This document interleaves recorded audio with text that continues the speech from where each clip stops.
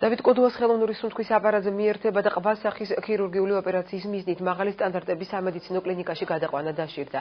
ამის შესახებ ინფორმაცია მედიას ცენტრალური საავადმყოფოს ექიმმა მიაწოდა. მისი განმარტებით კოდუას ქალა-ტვინის დახურული ტრავმა, ცხვირი ძვლის მოტეხილობა და მრავლობითი ზედაპირული ტრავმები აღინიშნება, თუმცა მედიკოსების განცხადებით მდგომარეობა სიცოცხლისთვის საშიში არ არის. ბიზნესმენის ახლობლების ინფორმაციით დავით კოდუას თბილისში აბაშიძის ქუჩაზე ნიღბიანები თავს დაიხსნენ და სასტიკად სცემეს. ძებნაში მყოფი ერეკლე კოდუას ძმა ბიზნესმენი დავით კოდუა რკინიგზის საავადმყოფოში 15 საათზე მოათავსეს, სადაც მისი ახლობლები და მეგობრები იყვნენ შეკრებილი.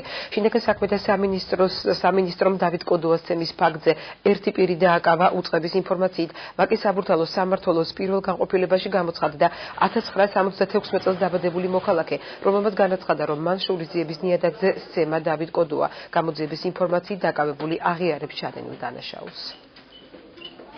Პაციენტი მოყოლიქნა 12 სადასასწრაფო დახმარების ბრიგადის მიერ შეცვლილი ცნობიერებით სახეზე თავზე აღენიშნებოდა ტრავმული დაზიანების ნიშნები. გადაყვანილ მართვის სუნთქვაზე ჩაუტარდა გამოკვლევები.